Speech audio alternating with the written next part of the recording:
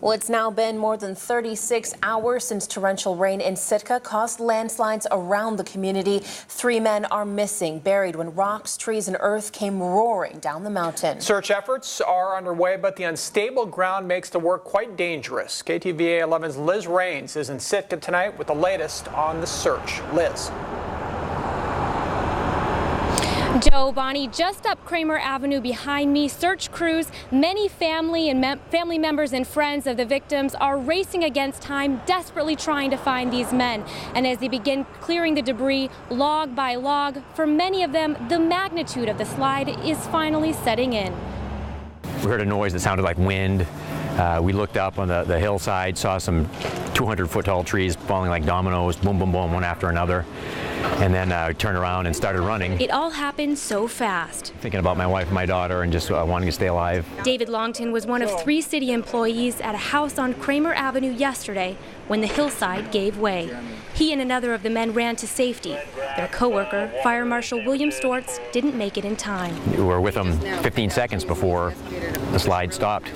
And immediately looking back, you could tell that there was a lot of debris where we had been standing. It would be more than 24 hours before the ground was stable enough for crews to start looking for Stortz, and 2 brothers, Elmer and Ulysses Diaz, also left behind on the hill.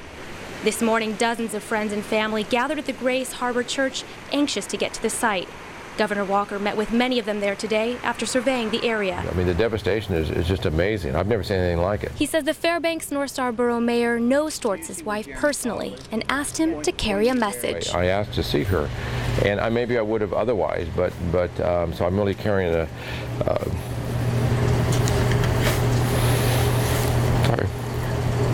condolences from Mayor Hopkins. In a town where everybody knows everybody, fire crews say asking families to be patient has been their biggest challenge. Every time I have to meet the mom or the dad or Mrs. Stortz, it's tough. I mean, I go home at night and think, why am I doing this? You know, it's that's the toughest part of my job. With every hour that slips by, so do the chances of finding the men alive. But this community is still full of hope. Geologists say the area is still at high risk for another slide, so at this point only people with experience operating chainsaws are being allowed up to start clearing the area. While drier weather has helped with the efforts today, heavier rains are expected to move in as early as later this week. Boy, tough situation down there, Liz, as we saw in your story there. Any word from Governor Walker on whether he will declare a disaster in Sitka? Well, Joe, Governor Walker said earlier today he's still trying to process all of the information he's collected, and he hopes to make that determination by tomorrow. All right, thanks, Liz.